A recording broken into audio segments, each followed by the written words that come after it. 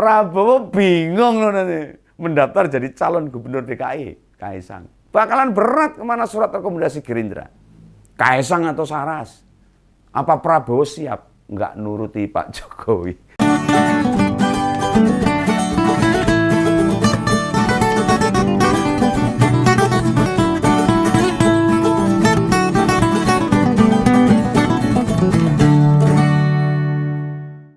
Halo, hadir lagi nih Om Begawan, tetap di Ngompol, ngopini politik. Ya.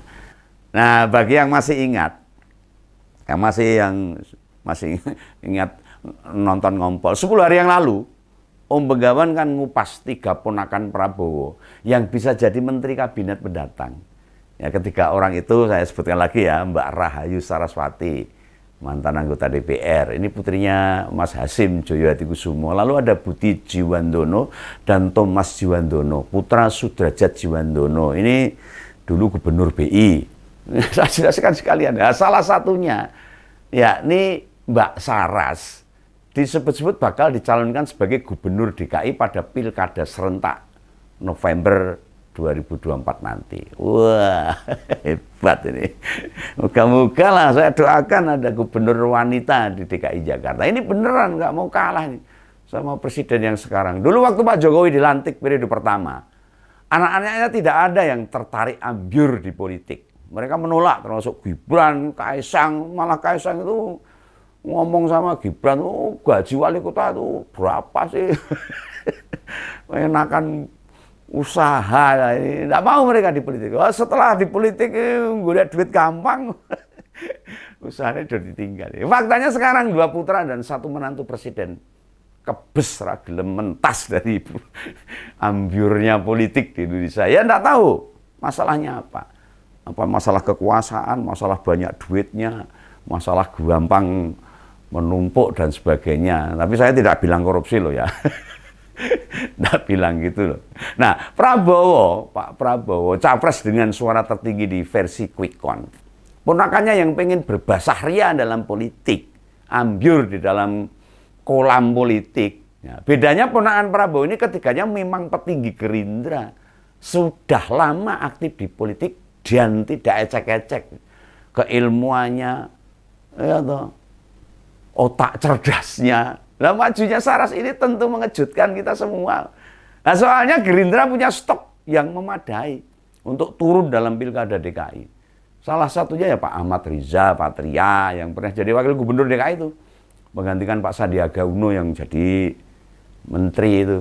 Mengapa tiba-tiba nama perempuan yang pernah jadi calon wali kota Tangerang Selatan itu disebut? Bukankah dibandingkan dengan menjadi menteri, secara politik lebih tinggi menteri toh?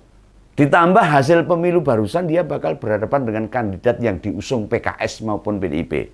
Ingat loh, dia pernah gagal dalam pilkada. Padahal siapa sih yang meragukan kekuatan materi bapaknya? Orang umum duitnya. Belum lagi dia di pemilu sebelumnya juga tidak berhasil jadi wakil rakyat. Di DPR. Dulu di Dapil Wonogiri, Sragen, dan Karanganyar. Pak Saras itu. Apa mungkin sekarang pengaruh Prabowo besar? Atau malah dibantu Pak Jokowi sekalian. Menjadikan peluangnya sebagai DKI 1 makin terbuka lebar.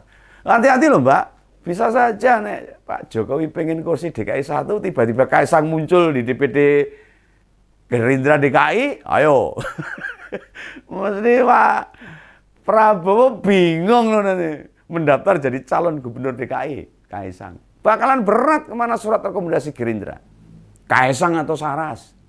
Apa Prabowo siap nggak nuruti Pak Jokowi setelah Ketua Umum Gerindra diperjuangkan mati-matian kepala negara untuk memenangkan Pilpres tahun 2024 ini?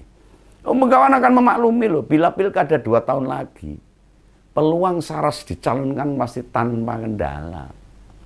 Los, namun November besok kan tidak lama. Tidak hanya beberapa bulan lagi. Akankah Prabowo siap berhadapan atau face to face dengan Jokowi? Kita juga melihat sendiri loh. Pak Jokowi bisa melakukan apapun. Penting pokoknya anaknya jadi. Apapun akan dilakukan. Dan kita sudah paham masyarakat itu. Saya sudah paham sekarang seperti apa Presiden Jokowi. Yang dulu saya kenal sangat sederhana. Karangbo.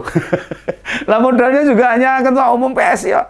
Selain itu Kaisang hampir belum punya pengalaman di dalam pemerintahan. Ini bukan berarti aku ngelarang-larang. Memangnya siapa kawan ini?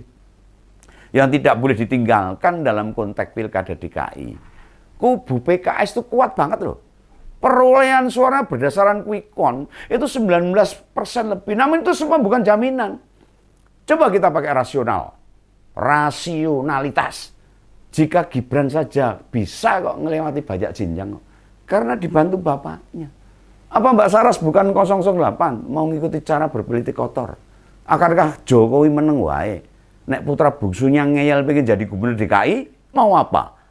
Anak Mbak wis munggah pangkat jadi wapres, mantu di Medan juga lagi ditimbang-timbang jadi gubernur, ikut pilkada sebagai wali kota kedua kalinya atau sebagai calon gubernur Sumatera Barat malahan, atau Sumatera Utara, terserah dia. Mbak Sarah sendiri bilangnya tergantung Om. Terserah Pak Prabowo. Wah ini beda ini. Beda kalau terserah Om itu. Bukan om-om loh ya. Mungkin bila enggak di Jakarta, dia dipastikan menolak. Siapa sih yang enggak ngiler bila peluang jadi gubernur DKI terbuka lebar? Kursi Gerindra juga lagi muda ini. Dan ini juga modal penting mendapatkan banyak dukungan. Sementara dua partai yang kemungkinan turun di pilkada DKI mengusung kader sebagai calon gubernur adalah PKS dan PDIP.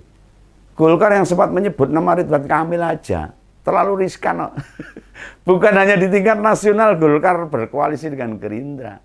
Modal Kang Emil di Jakarta itu sidik, nyamit. Nah, kalau masing-masing memilih kandidat, pilkada DKI bakal disorot rakyat nih. Malah bisa dinilai sebagai miniatur pilpres yang kemarin.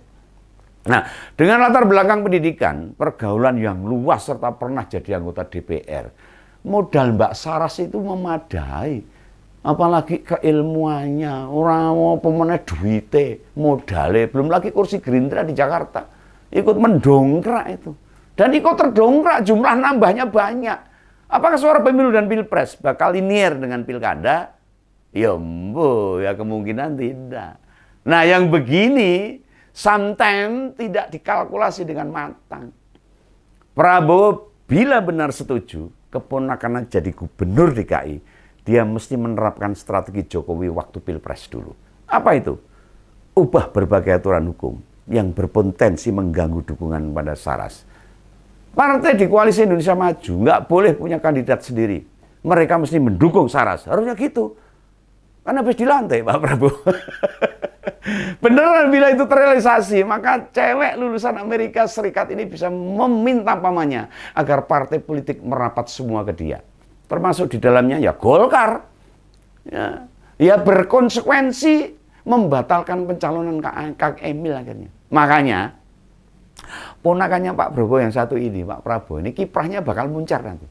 Pak Prabowo sendiri sadar anaknya memang tidak suka politik. Kan ya nggak mungkin memaksa Didit sebagai calon gubernur DKI. Saras dengan Kaisang bisa saja makin menajam.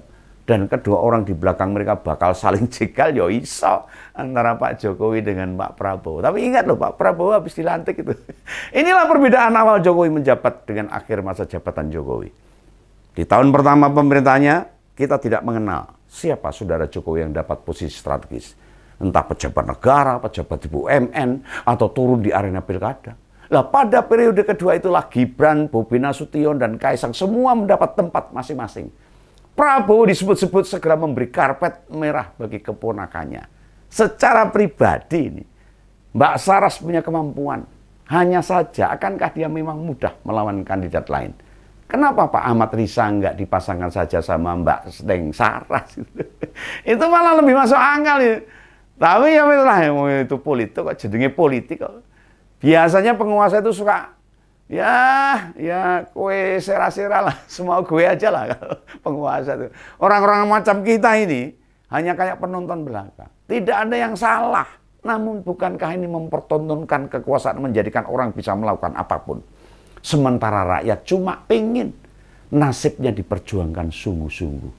Ya begitulah kura-kura kata Mas Alif. Itu ya, ini pendapat ungkapan tentang Pilkada DKI yang akan datang. Tonton terus Opini Politik Ngompol. Dadah, salam kawan.